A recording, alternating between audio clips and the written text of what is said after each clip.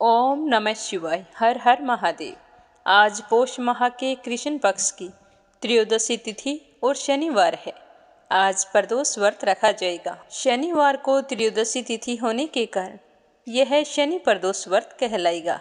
अब की बार साल का अंतिम प्रदोष व्रत शनिवार को पड़ रहा है। इस दिन व्रत रखने से शनि के कष्ट समाप्त होते हैं और व्यक्ति को मानसिक, शारीरिक और आर्थिक सुख की प्राप्ति होती है। शनि प्रदोष के दिन भगवान शनि देव और भोलेनाथ दोनों की पूजा अर्चना की जाती है।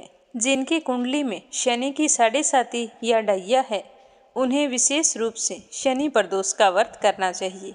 इसके अलावा जो लोग संतान की प्राप्ति और अच्छी संतान की कामना करते हैं, उनके लिए प्रदोष व्रत बहुत ही उत्तम होता है।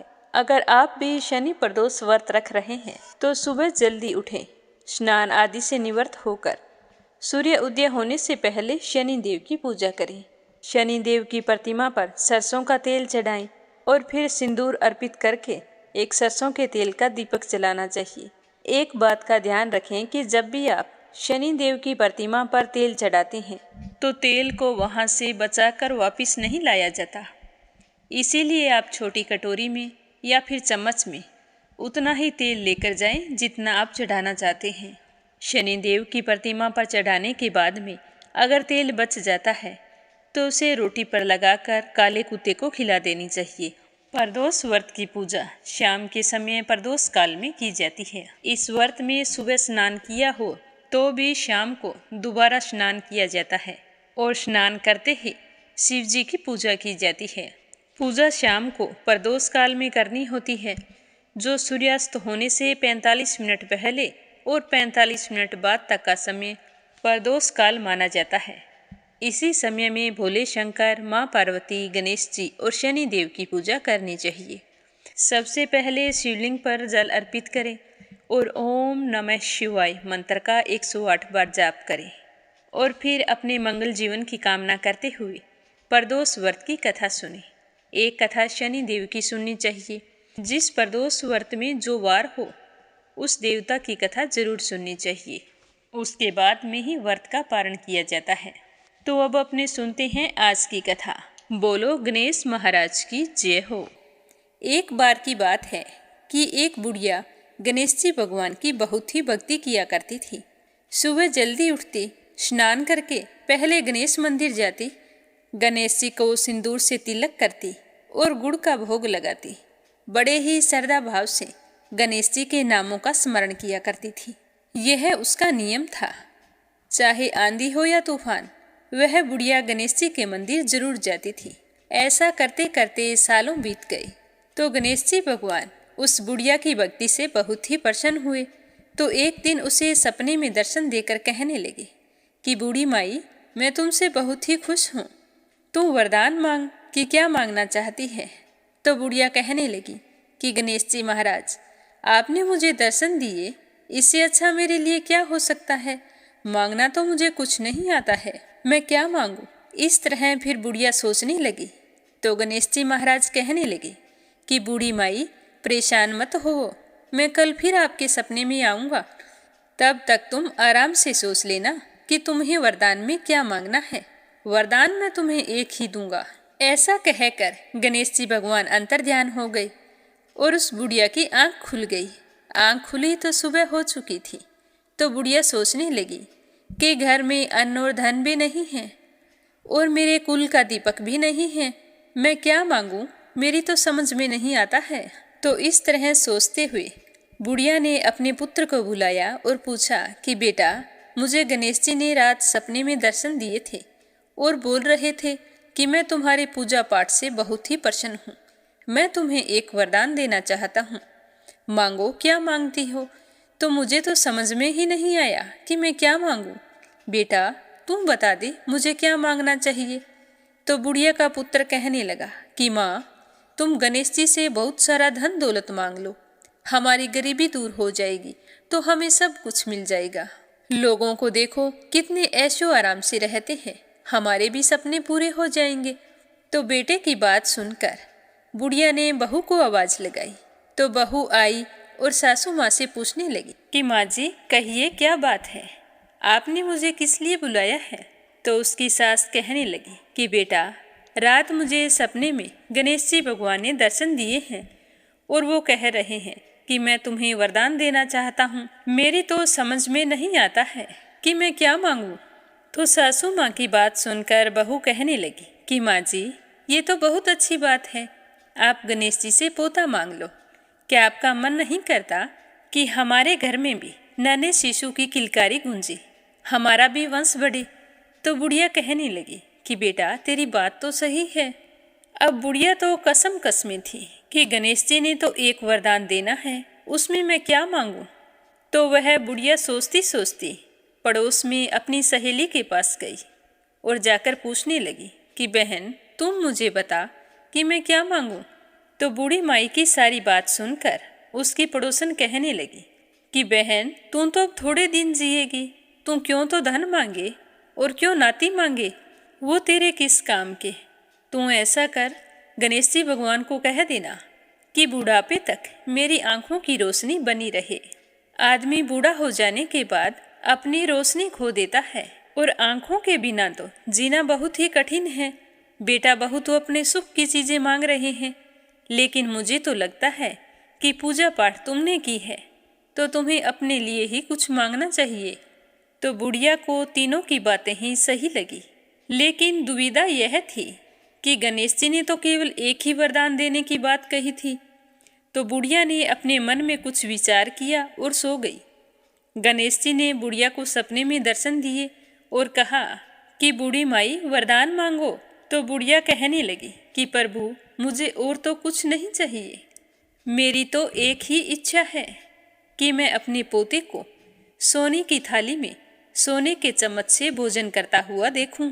तो बुढ़िया की बात सुनकर गणेश जी मुस्कुराते हुए कहने लगे कि मैया, तू तो बोल रही थी कि मुझे मांगना ही नहीं आता, लेकिन तूने तो मुझे ठग लिया।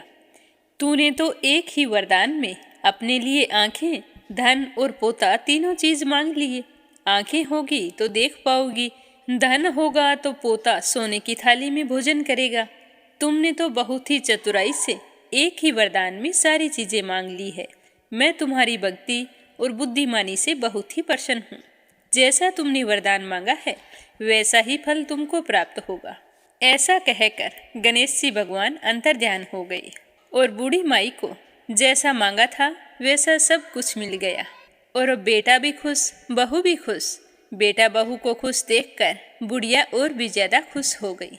कभी भी मनुष्य को ये नहीं सोचना चाहिए कि मेरी उम्र बीत चुकी है, अब मैं धन का क्या करूँगा, अब मैं कोई काम क्यों करूँ, मुझे काम करने की कोई आवश्यकता नहीं है। ऐसा मन में कभी नहीं लाना चाहिए। जब तक जिंदा हैं हमें अपने और अपने परिवार के लिए कुछ न कुछ करते रहना चाहिए। घर का बुजुर्ग सदस्य घर की चारदीवारी होता है। अब सोचो, बिना चारदीवारी घर का क्या हाल होता है।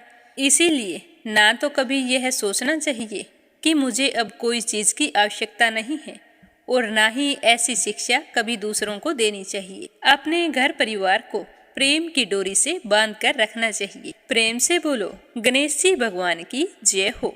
अब अपने सुनते हैं शनि महाराज की कथा। प्रेम से बोलो शनि महाराज की जय हो। प्राचीन काल की बात है। दशरथ नाम के बहुत ही प्रसिद्ध चक्रवर्ती राजा हुआ करते थे। राजा बहुत ही दयालु और न्यायप्रिय थे। प्रजा का पालन पोषण अपनी संतान की भांति किया करते थे। राजा के कार्य से राज्य की प्रजा बहुत ही सुखी जीवन यापन कर रही थी। सर्वत्र सुख और शांति का माहौल था। इसी तरह समय बड़ा ही अच्छे से गुजर रहा था। तभी वहाँ पर एक दिन ज्योतिषियों ने देखा कि कृत्तिका नक्षत्र के अंतिम चरण में शनि है। तो राजा से कहने लगे कि राजन, शनि तो कृत्तिका नक्षत्र के अंतिम चरण में है और अब यह शनि रोहिणी नक्षत्र का भेदन कर जाएगा, जिसे रोहिणी संकट भेदन भी कहा जाता है। तो राजा ने कहा कि इससे क्या होता है, मुझे इसके बारे में मालूम नहीं। तो राजा की बात सुनकर ज्योतिष कहने लगे कि शनि का रोहिणी में जाना देवताओं और असुर दोनों के लिए ही कष्टकारी और भय प्रदान करने वाला होता है, तथा रोहिणी संकट भेदन से 12 वर्ष तक अत्यंत दुखदायी अकाल भी पड़ता है। तो इससे प्रजा भी परेशान होती है। तो ज्योतिष की बात सुनकर राजा बड़े ही परेशान हुए और वे सोचने लगे कि इस तरह अकाल पड़ने से प्रजा तो बहुत ही दुखी हो जाएगी और मैं अपनी प्रजा की व्याकुलता कैसे देख सकूंगा।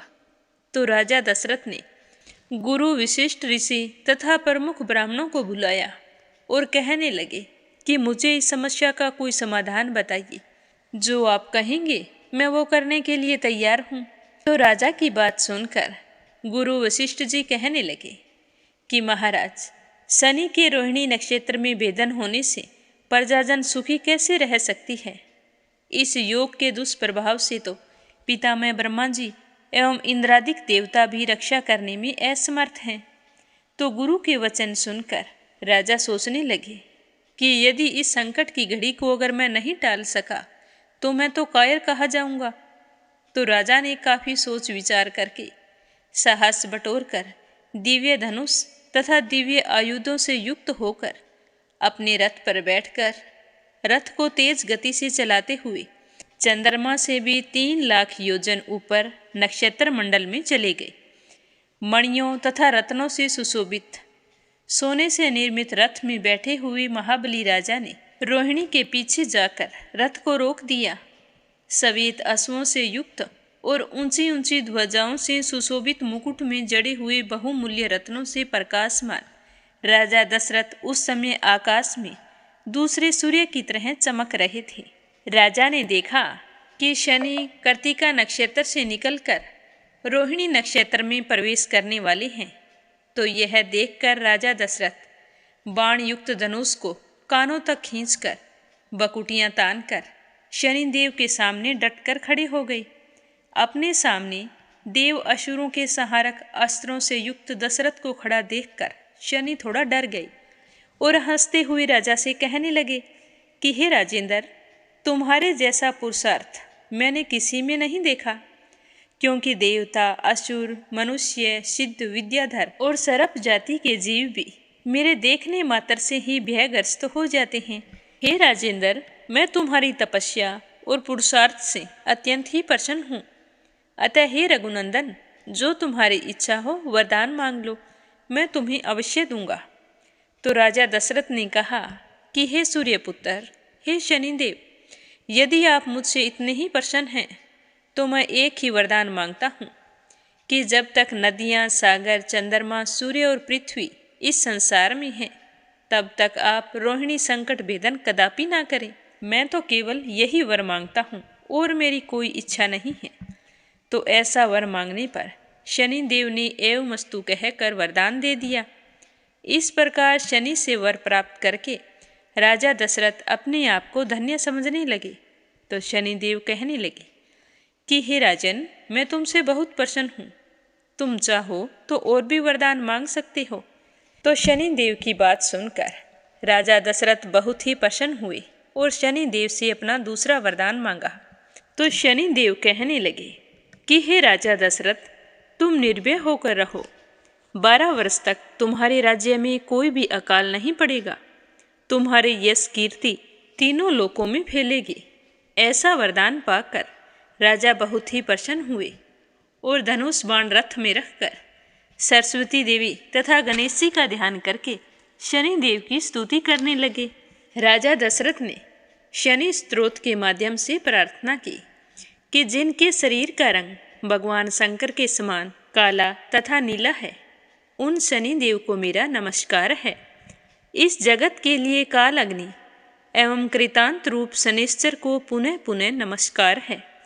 जिनका शरीर कंकाल जैसा मांसहीन तथा जिनकी दाढ़ी मूंछ और जटा बढ़ी हुई है, उन शनिदेव को मेरा नमस्कार है। जिनके बड़े बड़े नेत्र, पीठ में सटा हुआ पेट तथा भयानक आकार वाले शनिदेव को मेरा नमस्कार है। जिनका शरीर दीर्घ है, जिनके रोए बहुत मोटे हैं, जो लंबे चौड़े किंतु जर्जर शरीर वाले हैं तथा जिनकी दाढ़ें काल रूप हैं, उन शनिदेव को मैं बार बार नमस्कार करता हूँ। हे शनिदेव, आपके नेत्र कोटर के समान गहरे हैं, आपकी ओर देखना कठिन है। आप रौद्र, भीषण और विकराल हैं, आपको नमस्कार है। सूर्य नंदन, भास्कर पुत्र, अभय देने वाले देवता, वलीमुख, आप सब कुछ बख्शन करने वाले हैं। ऐसे शनिदेव को प्रणाम है। आपकी दृष्टि अधोमुखी है। आप समर्थक, मंद गति से चलने वाले तथा जिसका प्रतीक तलवार के समान है, ऐसे शनिदेव को मैं बारंबार नमस्कार करता हूँ। आपने तपस्या से अपनी देह को दग्ध कर लिया है। आप सदा योगाभ्यास में तत्पर, भूख से आतुर और अतृप्त रहते हैं। आपको सदा सर्वदा नमस्कार है। जिसके नेत्र ही ज्ञान है, कश्यप नंदन सूर्यपुत्र शनिदेव, आपको नमस्कार है। आप संतुष्ट होने पर राज्य दे देते हैं और रुष्ट होने पर उसी समय छीन लेते हैं। वैसे शनिदेव को नमस्कार है। देवता, असुर, मनुष्य, सिद्ध, विद्याधर और नाग, ये सब आपकी दृष्टि पड़ने पर समूल नष्ट हो जाते हैं। ऐसे शनिदेव को प्रणाम है। हे शनिदेव, आप मुझ पर प्रसन्न होइए। मैं वर पाने के योग्य हूँ और आपकी शरण में आया हूँ। राजा दशरथ के इस प्रकार प्रार्थना करने पर सूर्यपुत्र शनिश्चर कहने लगे कि उत्तम वर्त के पालक राजा दशरथ, तुम्हारी इस स्तुति से मैं बहुत ही प्रसन्न हूँ। हे रघुनंदन, तुम इच्छा अनुसार वर मांगो, मैं तुम्हें अवश्य वर प्रदान करूँगा। तो यह सुनकर राजा दशरथ ने अपना दूसरा वरदान मांगा कि हे शनिदेव, आज के बाद से आप किसी भी देवता, असुर, मनुष्य, पशु, पक्षी, नाग, किसी भी प्राणी को पीड़ा ना दे। हे शनिदेव, मेरा तो सबसे प्रिय वर यही है, आप इसे पूरा करने का वचन दें। तो शनिदेव ने कहा कि हे राजन, वैसे तो इस प्रकार का वरदान मैं किसी को नहीं देता हूँ, परंतु संतुष्ट होने के कारण हे रघुनंदन, मैं तुम्हें दे रहा हूँ। हे दशरथ, तुम्हारे द्वारा कहे गए इस स्त्रोत को जो भी मनुष्य, देव अथवा असुर, सिद्ध तथा विद्वान कोई भी पढ़ेगा, उसे शनि के कारण यानी मेरे कारण कोई बाधा नहीं आएगी।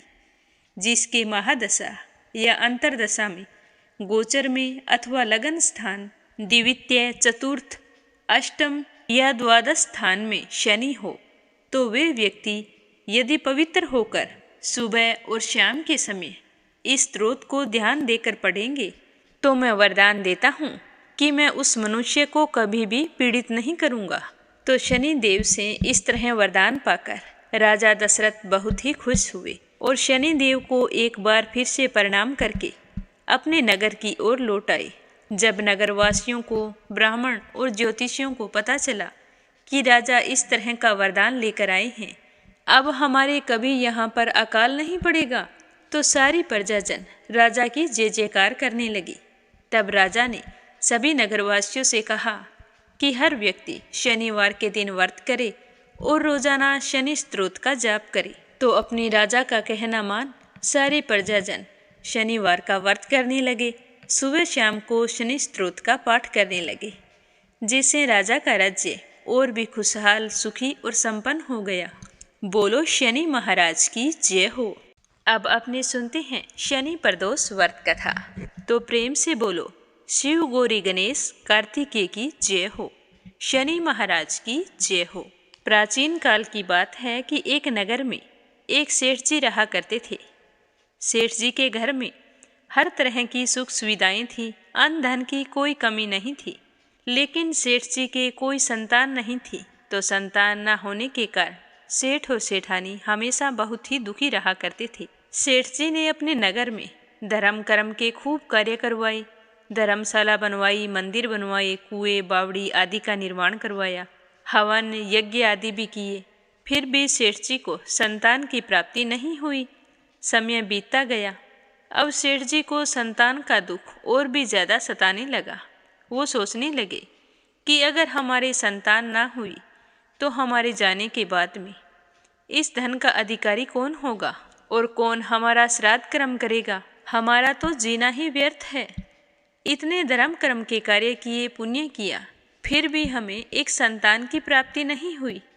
इस तरह सोचते सोचते सेठ जी एक दिन बहुत ही दुखी हो गए और सेठानी से कहने लगे कि क्यों ना हम सब कुछ छोड़ छाड़ कर तीर्थ यात्रा पर चलते हैं। तो सेठानी ने कहा कि ठीक है।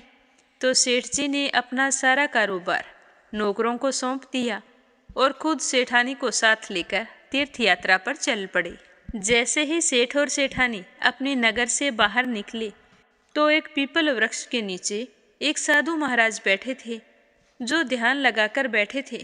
तो सेठ जी सोचने लगे कि क्यों ना साधु से आशीर्वाद लेकर आगे की यात्रा शुरू की जाए। तो यह सोचकर सेठ और सेठानी साधु बाबा के सामने जाकर हाथ जोड़कर बैठ गए। जैसे ही साधु बाबा ने आंखें खोली तो देखा कि सामने सेठ और सेठानी काफ़ी समय से आशीर्वाद की प्रतीक्षा में बैठे हैं। तो साधु ने सेठ और सेठानी से कहा कि मैं तुम्हारा दुख जानता हूँ, मुझे बताने की ज़रूरत नहीं है। तुम्हारी संतान नहीं है, इसीलिए तुम दोनों दुखी होकर तीर्थ यात्रा के लिए जा रहे हो। पर मैं तुम्हारी श्रद्धा भक्ति से बहुत ही खुश हूँ, इसीलिए तुम्हें एक उपाय बताता हूँ। तुम शनि प्रदोष व्रत करो। इस व्रत को करने से तुम्हें संतान का सुख अवश्य प्राप्त होगा। तो साधु ने इस तरह व्रत के बारे में बताकर प्रदोष व्रत की विधि बताई और कहा कि तुम इस तरह से शंकर भगवान की वंदना करना कि हे रुद्र देव शिव नमस्कार, शिव शंकर जग गुरु नमस्कार, हे नीलकंठ सुर नमस्कार, शशि मौली चंद्र सुख नमस्कार, हे उमाकांत सुधी नमस्कार, उघर तव रूप मन नमस्कार, ईशान ईश प्रभु नमस्कार, विश्वेश्वर प्रभु शिव नमस्कार। तो प्रदोष व्रत की विधि और वंदना सुनकर सेठ और सेठानी दोनों बहुत ही खुश हुए और साधु बाबा से आशीर्वाद लेकर तीर्थ यात्रा के लिए चल पड़े। जब सेठ और सेठानी तीर्थ यात्रा से वापिस आए तो सारे नगरवासी और घर के नौकर चाकर उन्हें वापिस आया हुआ देखकर बहुत ही खुश थे। क्योंकि सेठ जी नेक दिल इंसान थे, तो सारे नगरवासी उनके संतान न होने के कारण बहुत ही दुखी रहा करते थे और हमेशा भगवान से दुआ करते थे कि हमारे सेठ जी को भी संतान की प्राप्ति हो। तो सेठ और सेठानी ने तीर्थ यात्रा से वापिस आकर शनि प्रदोष व्रत करने शुरू कर दिए। तो शनि प्रदोष व्रत के प्रभाव से 10वें महीने सेठ जी के घर एक सुंदर पुत्र ने जन्म लिया। तो सेठ जी का घर और जीवन खुशियों से भर गया। तो यह सब कुछ गांव वालों की दुआओं और बड़े बुजुर्गों के आशीर्वाद से हुआ। तभी तो गांव से निकलते ही सेठ जी की मुलाकात साधु बाबा से हुई और जो सेठ जी हमेशा के लिए तीर्थ यात्रा पर गए थे, साधु बाबा के आशीर्वाद से वापिस लौट आए और उनके वंश में वृद्धि हुई। बोलो शनि महाराज की जय हो, बोलो भोले शंकर की जय हो। अब अपने सुनते हैं भागवत कथा का आगे का अध्याय। तो प्रेम से बोलो विष्णु भगवान की जय हो, भागवत कथा की जय हो। सुखदेव जी राजा परीक्षित से कहने लगे कि अब मैं तुम्हें सबसे घृणित योनि मत्स्य योनि में भगवान विष्णु ने अवतार क्यों लिया, इसके बारे में बताऊंगा। पिछले कल्प में प्रलय के समान पितामह ब्रह्मा जी के निद्रा मगन होने पर हयग्रीव ने वेदों को चुरा लिया था। तो उस समय वेदों की रक्षा के लिए और हयग्रीव का वध करने के लिए भगवान श्री हरि विष्णु ने मत्स्य रूप धारण किया था। जल की राशि के जिस स्थान में भगवान ने मत्स्य रूप धारण किया, वहाँ पर सत्यव्रत नाम का एक अत्यंत धर्मात्मा राजा रहता था। उस राजा का नाम सत्यव्रत था। सत्यव्रत पुण्य आत्मा तो था ही, बड़े ही उदार हृदय का आदमी था। सुबह का समय था, सूर्योदय हो चुकी थी। सत्यव्रत कृतमाला नदी में स्नान कर रहा था। उसने स्नान करने के पश्चात जब तर्पण के लिए अंजलि में जल लिया तो अंजलि में जल के साथ एक छोटी सी मछली भी आ गई। तो सत्यव्रत ने मछली को नदी में छोड़ दिया। तो मछली कहने लगी कि राजन, जल के बड़े बड़े जीव छोटे छोटे जीवों को मारकर खा जाते हैं। हे राजन, कोई बड़ा जीव होगा जो मुझे भी मारकर खा जाएगा, तो आप कृपया करके मेरे प्राणों की रक्षा कीजिए। तो सत्यव्रत के हृदय में दया उत्पन्न हो गई। उसने मछली को जल से भरे हुए अपने कमंडलू में डाल लिया। तभी एक आश्चर्यजनक घटना घटी। कि एक रात में मछली का शरीर इतना बड़ा हो गया कि कमंडलू उसके लिए छोटा पड़ने लगा।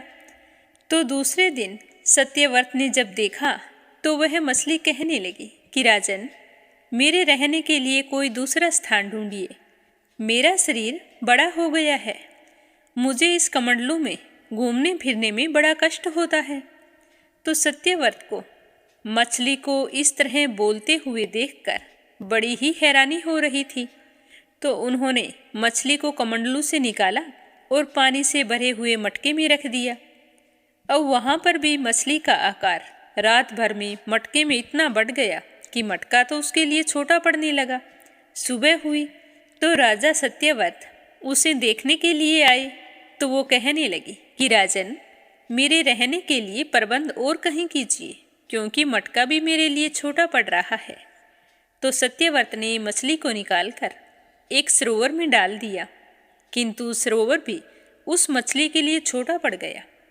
इसके बाद सत्यव्रत ने मछली को नदी में और फिर नदी के बाद समुद्र में डाल दिया। लेकिन हैरानी की बात यह थी कि समुद्र में भी मछली का शरीर इतना बड़ा हो गया कि मछली के रहने के लिए वह भी छोटा पड़ने लगा। तो मछली फिर से सत्यव्रत से कहने लगी कि राजन, यह समुद्र भी मेरे लिए उपयुक्त नहीं है, मेरे रहने की व्यवस्था और कहीं कीजिए। तो अब तो सत्यव्रत हैरान हो उठा। उसने आज तक ऐसी मछली नहीं देखी जो बोलती हो और एक रात में अपना आकार बड़ा कर लेती हो। तो हैरानी भरे स्वर में वह कहने लगा कि मेरी बुद्धि को विस्मय के सागर में डुबो देने वाले आप कौन हैं? आप साधारण मछली नहीं हो सकती। तो मत्स्य रूपधारी श्रीहरि ने उत्तर दिया कि राजन, हयग्रीव नामक दैत्य ने वेदों को चुरा लिया है। जगत में चारों ओर अज्ञान और अधर्म का अंधकार फैला हुआ है। मैंने हयग्रीव को मारने के लिए ही मत्स्य का रूप धारण किया है। आज से 7वें दिन पृथ्वी प्रलय के चक्कर में फिर से जाएगी। समुद्र उमड़ उठेगा, भयानक वर्षा होगी, सारी पृथ्वी पानी में डूब जाएगी। जल के अतिरिक्त कहीं कुछ भी दिखाई नहीं देगा। उस समय आपके पास एक नाव आएगी। आप सभी अनाजों, औषधियों के बीजों को लेकर सप्त ऋषियों के साथ उस नाव में बैठ जाना। फिर मैं उसी समय आपको पुनः दिखाई पड़ूंगा और आपको आत्म तत्व का ज्ञान प्रदान करूंगा। राजा सत्यव्रत उसी दिन से श्रीहरि का स्मरण करते हुए प्रलय की प्रतीक्षा करने लगे। 7वें दिन प्रलय का दृश्य उपस्थित हो उठा। समुद्र भी उमड़ उमड़ कर अपनी सीमाओं से बाहर बहने लगे। भयानक बारिश होने लगी। थोड़ी ही देर में सारी पृथ्वी पर जल ही जल हो गया। संपूर्ण पृथ्वी जल में समा गई। तभी उसी समय एक नाव दिखाई दी। तो सत्यव्रत ने वैसा ही किया जैसा मत्स्य अवतार में आकर भगवान श्री हरि विष्णु ने कहा था। वो सप्त ऋषियों के साथ उस नाव पर बैठ गए। उन्होंने नाव के ऊपर संपूर्ण अनाजों और औषधियों के बीज भी भर लिए। नाव प्रलय के सागर में तैरने लगी। प्रलय के उस सागर में उस नाव के अलावा कहीं भी कुछ भी दिखाई नहीं दे रहा था। सहसा मत्स्य रूपी भगवान प्रलय के सागर में दिखाई पड़े। सत्यव्रत और सप्त ऋषिगण मत्स्य रूपी भगवान की प्रार्थना करने लगे। भगवान से आत्मज्ञान पाकर सत्यव्रत का जीवन धन्य हो उठा और वे जीते जी जीवन मुक्त हो गए। प्रलय का प्रकोप शांत होने पर मत्स्य रूपी भगवान ने हयग्रीव को मारकर उससे वेद छीन लिए और फिर उन वेदों को ले जाकर पुनः पितामह ब्रह्मा जी को दे दिए। इस प्रकार भगवान ने मत्स्य रूप धारण करके वेदों का उद्धार तो किया ही, साथ ही संसार के प्राणियों का भी अमिट कल्याण किया। बोलो विष्णु भगवान की जय हो। तो इस तरह 8वां स्कंद पूरा हुआ। अब अपने सुनते हैं 9वां स्कंद। इस स्कंद में भगवान श्री कृष्ण की अनेक लीलाओं के पूर्व अनेक राजवंशों का वर्णन करेंगे। बोलो श्री कृष्ण भगवान की जय हो। महर्षि सुखदेव जी ने राजा परीक्षित की जिज्ञासा शांत करने के लिए मानव वंश का विवरण देते हुए कहा कि भगवान नारायण की नाभि से एक स्वर्ण में कमल कोश उत्पन्न हुआ। उससे पितामह ब्रह्मा जी और ब्रह्मा से मरीचि और मरीचि से कश्यप कश्यप से विवस्वान और विवस्वान से मनु का जन्म हुआ। मनु के पहले कोई संतान नहीं थी और बाद में 10 पुत्र उत्पन्न हुए। पहले गुरु वशिष्ठ जी ने मनु की पत्नी श्रद्धा को पुत्री पैदा करने की इच्छा से उसे गर्भवती बनाया। समय आने पर कन्या उत्पन्न हुई, लेकिन मनु ने पुत्री के स्थान पर पुत्र उत्पन्न करने की शिकायत की। तब गुरु वशिष्ठ जी ने बताया कि यह इच्छा उनकी पत्नी की थी, तो बाद में ईला नाम की कन्या को पुत्र बना दिया गया। तो भगवान ने प्रसन्न होकर वशिष्ठ का मनोरथ पूर्ण किया और ईला सुधुमन नाम का श्रेष्ठ पुरुष बन गई। एक समय सुधुमन घूमते हुए शिव और पार्वती के विहार स्थल पर पहुंच गया। सुधुमन और उसके साथी वहां पहुंचते ही स्त्री रूप हो गए। इसका कारण सुखदेव जी ने यह बताया कि एक समय कैलाश की तलहटी में शिव जी की गोद में पार्वती बैठी थी, तो वहां पर ऋषि लोग आ गए। ऋषियों की दृष्टि पार्वती पर और पार्वती की दृष्टि ऋषियों पर पड़ी, तो ऋषि दुखी हुए, तो पार्वती का मन व्याकुल हो गया। तब शिव जी ने यह विधान बनाया कि यहाँ आने वाला प्रत्येक व्यक्ति स्त्री हो जाएगा। तो सुधुमन और उनके साथी स्त्री रूप में वहाँ रहने लगे। तभी वहाँ पर चंद्रमा के पुत्र बुध आए और वो सुधुमन को देखकर उसकी ओर आकर्षित हो गए। दोनों ने विवाह किया और रमण करने लगे। दोनों से पुरूरवा नाम का बालक उत्पन्न हुआ। जब गुरु वशिष्ठ जी को पता चला कि सुधुमन को स्त्री बना दिया है, तो वो बहुत ही दुखी हुए और शिव जी के पास जाकर उसे फिर से पुरुष बनाने के लिए विनती करने लगे। इस तरह वशिष्ठ जी के कहने पर शिव जी ने सुधुमन को 1 महीने के लिए स्त्री और 1 महीने पुरुष रहने का विधान कर दिया। अब सुधुमन राज्य चलाता रहा। फिर बूढ़ा होने पर पुरूरवा को गद्दी सौंपकर स्वयं वन में तपस्या करने के लिए चला गया। वन में जाने के बाद मनु ने पुत्र प्राप्ति के लिए तप किया, तो भगवान विष्णु ने रूप गुण संपन्न उसे 10 पुत्र प्रदान किए।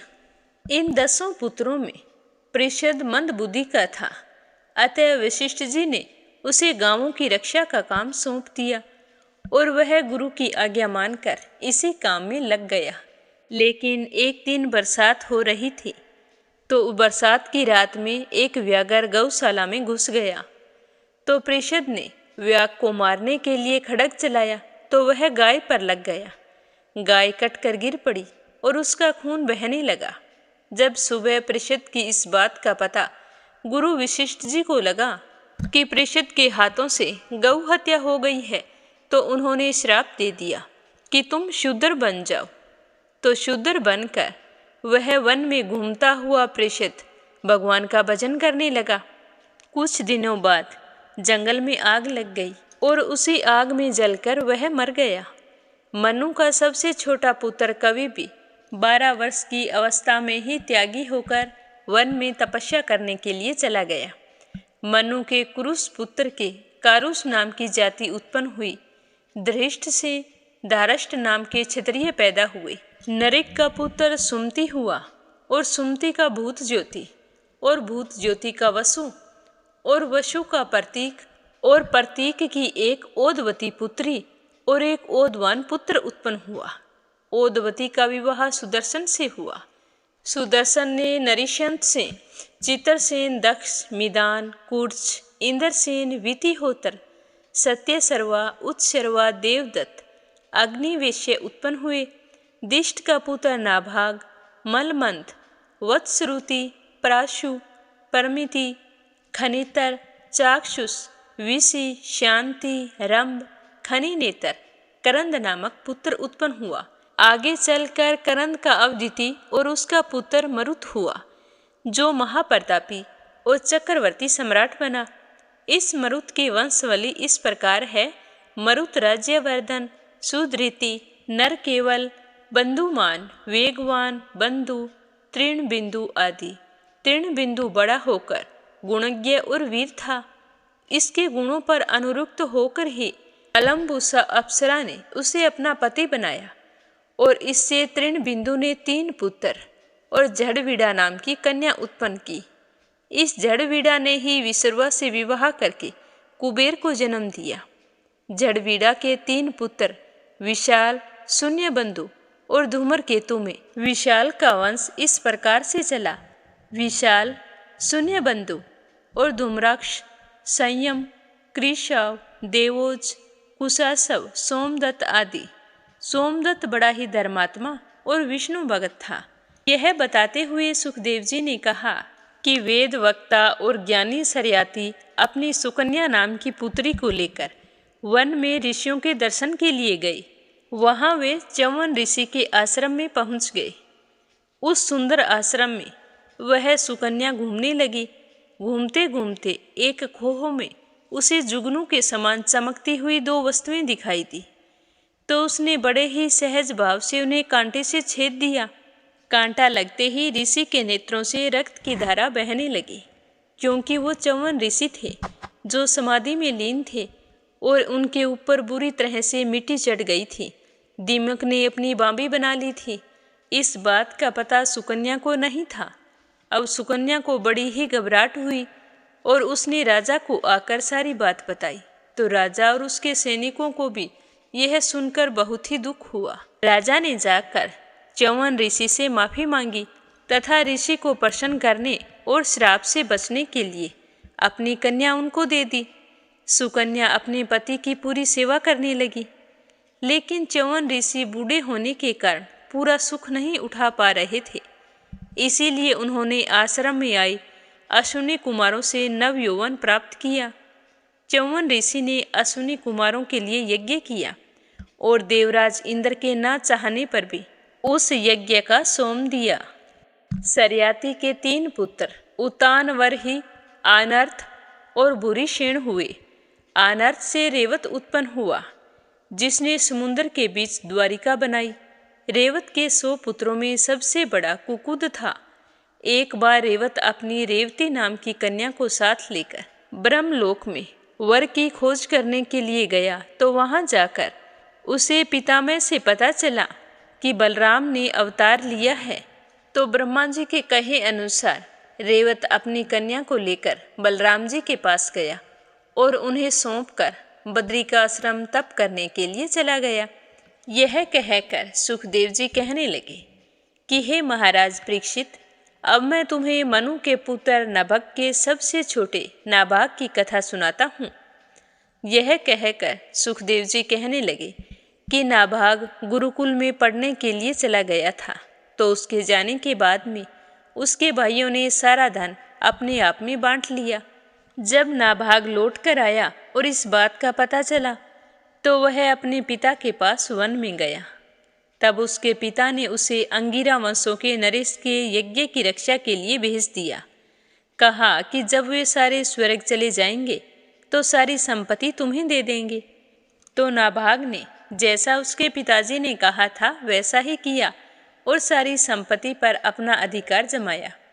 फिर नाभाग रुद्र के पास गए और उनकी संपत्ति का अधिकार स्वीकार किया, जिससे प्रसन्न होकर शेष संपत्ति भी रुद्र ने नाभाग को दे दी। नाभाग का पुत्र अम्बरीश बहुत ही ऐश्वर्यशाली और महाज्ञानी था। एक समय भगवान विष्णु को प्रसन्न करने के लिए उसने अपने पत्नी सहित वर्ष भर एकादशी व्रत का संकल्प किया था। कार्तिक मास में व्रत की समाप्ति पर मधुवन में जाकर 3 दिन तक बिना आहार के भगवान विष्णु का अखंड पूजन किया और फिर ब्राह्मणों को भोजन कराकर खुद व्रत का पारण करने ही जा रहा था कि तभी वहां पर दुर्वासा ऋषि आ गए। तो दुर्वासा ऋषि का अम्बरीश ने खूब आदर सत्कार किया और भोजन करने के लिए कहा। तो ऋषि दुर्वासा ने उसका आदर सत्कार स्वीकार किया और कहा कि पहले मैं स्नान करके आता हूँ और आने के बाद ही भोजन करूँगा। यह कहकर दुर्वासा ऋषि स्नान करने के लिए चले गए और लौटने में उन्हें देरी हो गई और इधर द्वादशी तिथि समाप्त होने को आई। अगर राजा भोजन करता तो अतिथि दोष लगता, अगर नहीं करता तो सारे वर्ष भर का व्रत निष्फल हो जाता। बहुत सोचने पर राजा ने जल पी लिया, क्योंकि जल भोजन है या नहीं इस पर विवाद भी हुआ। जब ऋषि दुर्वासा स्नान करके लौटे तो उन्होंने अपनी ज्ञान शक्ति से सब कुछ जान लिया और ऋषि दुर्वासा को बहुत ही क्रोध आया।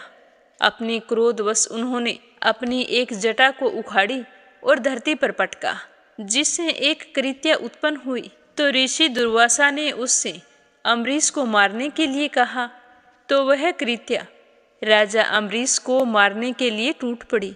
लेकिन राजा अम्बरीश की रक्षा के लिए तो विष्णु जी ने सुदर्शन चक्र को लगा रखा था। तो सुदर्शन चक्र ने उस कृत्या को वहीं पर वशम कर दिया और सुदर्शन चक्र फिर ऋषि दुर्वासा की ओर चल पड़ा। तो यह देखकर ऋषि दुर्वासा डर गए और वहां से भागकर पितामह ब्रह्मा जी के पास गए और वहां से निराश होकर शिव जी की शरण में गए, पर उन्होंने कोई रक्षा नहीं की। तो वे अंत में विष्णु जी की शरण में गए और जाकर कहने लगे कि प्रभु मेरी रक्षा करो। तो विष्णु भगवान ने कहा कि तूने मेरे भक्त को परेशान किया है और मैं तो अपने भक्तों के वश में हूँ। अब तुम जाकर अम्बरीश से माफ़ी मांगो, अगर वो माफ़ करेंगे तो ही तुम्हारी जान बच सकती है। तो दुर्वासा ऋषि वहाँ से भागकर वापिस अम्बरीश के पास आए और उनसे क्षमा मांगने लगे। जैसे ही राजा अम्बरीश के पैर छूने लगे तो राजा अम्बरीश ने कहा कि हे ऋषिवर, ये आप क्या कर रहे हैं? इस तरह से तो मैं पाप का भागी बन जाऊंगा। तो ऋषि दुर्वासा ने चक्कर की ओर इशारा करते हुए कहा कि हे राजन, मेरी जान बचाइए। तो राजा अम्बरीश विष्णु जी की वंदना करने लगे।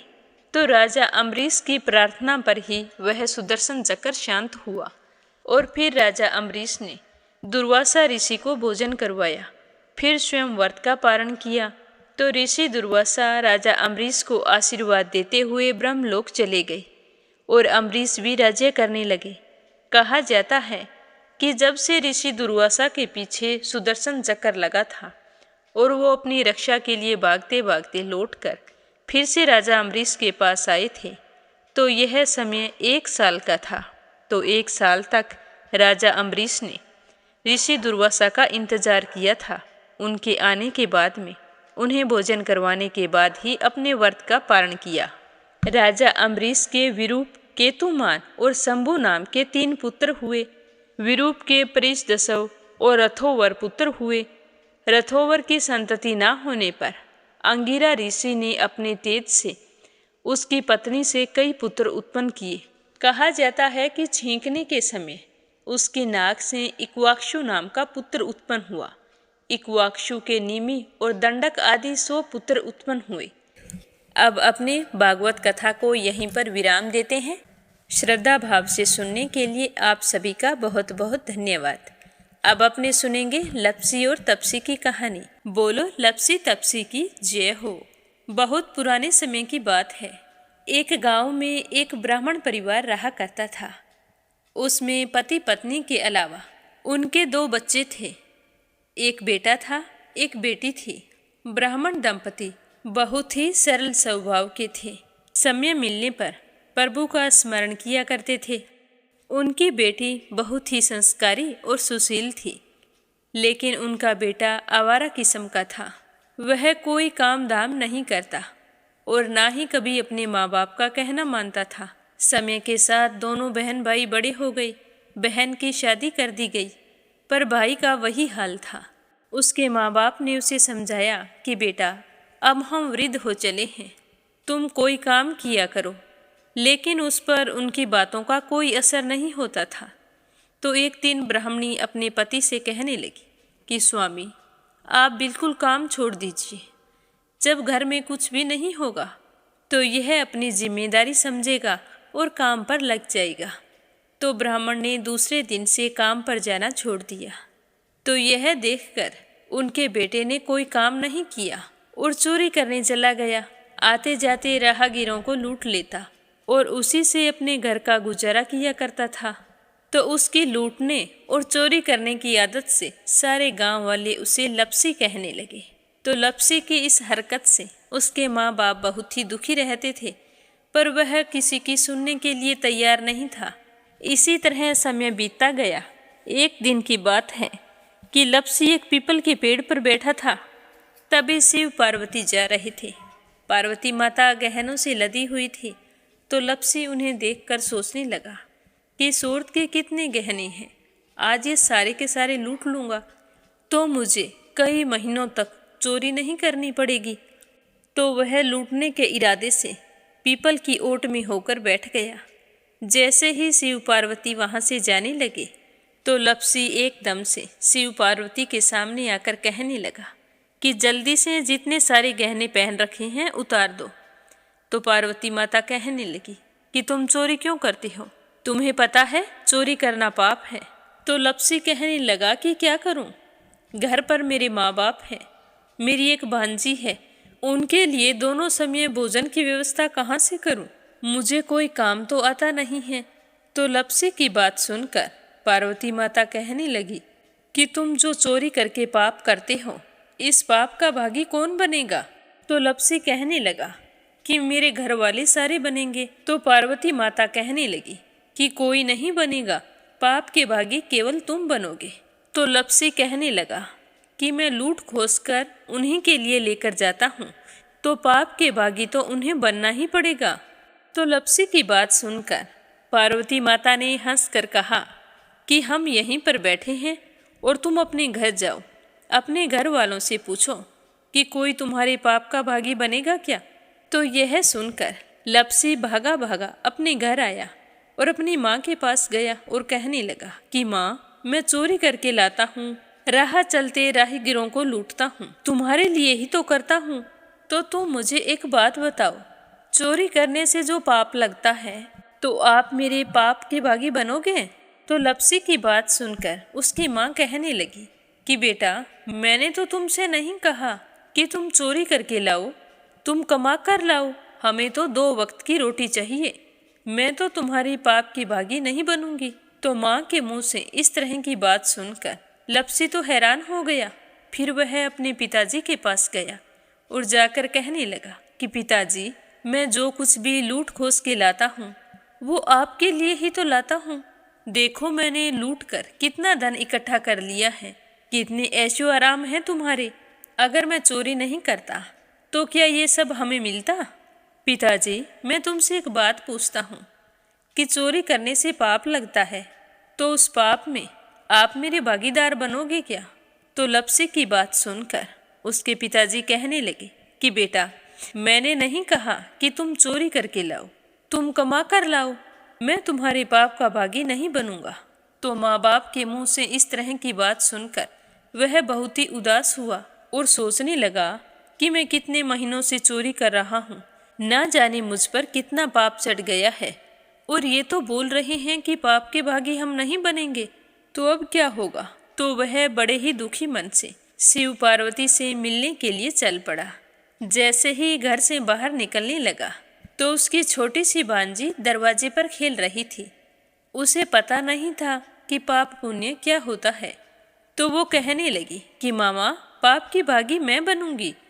तो उसके इस तरह कहते ही लप्सी ने उसे गोद में उठाया और चल पड़ा।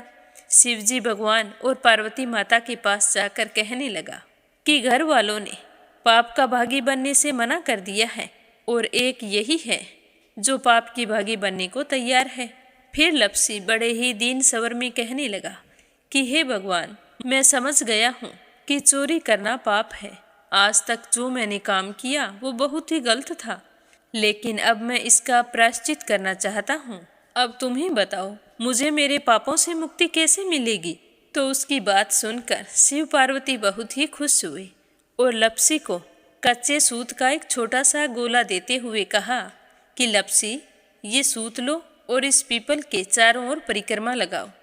जब यह सूत समाप्त हो जाएगा तब तुम्हारे सारे पाप नष्ट हो जाएंगे। तो यह सुनकर लप्सी बहुत ही खुश हुआ। सोचने लगा कि छोटा सा गोला है, अभी लपेट कर घर चला जाऊंगा, उसके बाद में कभी कोई पाप नहीं करूंगा। फिर उसने अपनी भांजी को कंधे पर बैठाया और पीपल की परिक्रमा लगानी शुरू कर दी। अब भगवान का वह सूत खत्म कहाँ होने वाला था। लप्सी चक्कर लगाता गया पर वह सूत खत्म नहीं हुआ। चक्कर लगाते लगाते 1 महीने, 6 महीने, साल, पूरे 12 साल बीत गए पर वह सूत खत्म नहीं हुआ। 12 साल बाद एक बार फिर शिव पार्वती जी वहाँ से गुजर रहे थे तो पार्वती माता ने कहा कि स्वामी चलो लपसी को चलकर देखते हैं। तो शिवजी कहने लगे, वो चोरी करने वाला, लूटने वाला कब का चला गया होगा। तो पार्वती माता कहने लगी कि नहीं स्वामी, चलकर देखने में क्या जाता है, चलो एक बार देखते हैं। तो शिव पार्वती जी जैसे ही पीपल वृक्ष के पास आए तो देखा कि लपसी तो अब भी चक्कर लगा रहा है। वहाँ चारों ओर गहरी खाई हो गई है और लपसी की बड़ी बड़ी दाढ़ी, मूंछें, नाखून बढ़ गए हैं। तो यह देखकर पार्वती माता ने कहा कि देखो स्वामी, आप तो कह रहे थे कि वो कब का ही चला गया, देखो इसके मन में सच्ची भक्ति है। तो पार्वती की बात सुनकर शिवजी ने कहा कि चलो अभी देख लेता हूँ। तो यह कहकर शिवजी ने एक सोने का कड़ा लपसी के आगे फेंक दिया। तो लपसी ने झट से उसके ऊपर पैर कर लिया। फिर अचानक से उसका ध्यान शिव पार्वती जी की ओर गया। तो वो हाथ जोड़कर कहने लगा कि भगवान, अब तो मेरे पाप समाप्त हो गए होंगे, आप मुझे यहाँ से जाने की आज्ञा दीजिए, आपका यह सूत अभी तक खत्म नहीं हुआ है। तो शिवजी भगवान ने कहा कि तुम्हारे पाप कर्म भी अभी तक पूरे नहीं हुए हैं। तो शिवजी की बात सुनकर लपसी कहने लगा कि भगवान, मुझे पूरे 12 वर्ष हो गए हैं आपकी भक्ति करते करते, और अब भी आप मुझ पर शक कर रहे हैं। तो शिवजी ने कहा कि अपना पैर उठाओ। तो जैसे ही लपसी ने अपना पैर उठाया तो उसके पैर के नीचे सोने का कड़ा था। तो यह देखकर लपसी शर्मिंदा हो गया और कहने लगा कि प्रभु, गलती हो गई, मुझे माफ़ करो, आगे से मैं ऐसी गलती कभी नहीं करूँगा। तो शिवजी कहने लगे कि नहीं लपसी, तुम्हारा पाप ऐसे पूरा नहीं हो सकता, अब तुम्हें 12 वर्ष तक और इसी तरह परिक्रमा करनी होगी, उसी के बाद तुम्हारे पाप समाप्त होंगे। यह कहकर शिव पार्वती वहाँ से चले गए और वह फिर से पीपल के पेड़ की परिक्रमा करता रहा। करते करते 12 साल बीत गए। 12 साल बाद में शिव पार्वती जी वहाँ पर आए तो उन्होंने देखा कि आज भी वो वहीं पर चक्कर लगा रहा है। तो शिवजी ने फिर उसके सामने सोने की अंगूठी फेंकी, पर उसने कोई ध्यान नहीं दिया। तो शिवजी भगवान प्रसन्न होकर कहने लगे कि हे लपसी, आज से तुम मेरी तपस्या करके तपसी बन गए हो। मैं तुम्हें वरदान देता हूँ कि तुम अपने जीवन में सारे सुखों को प्राप्त करेगा। और तूने 24 बरस तक मेरी भक्ति की है, इसका फल भी तुझे अवश्य मिलेगा।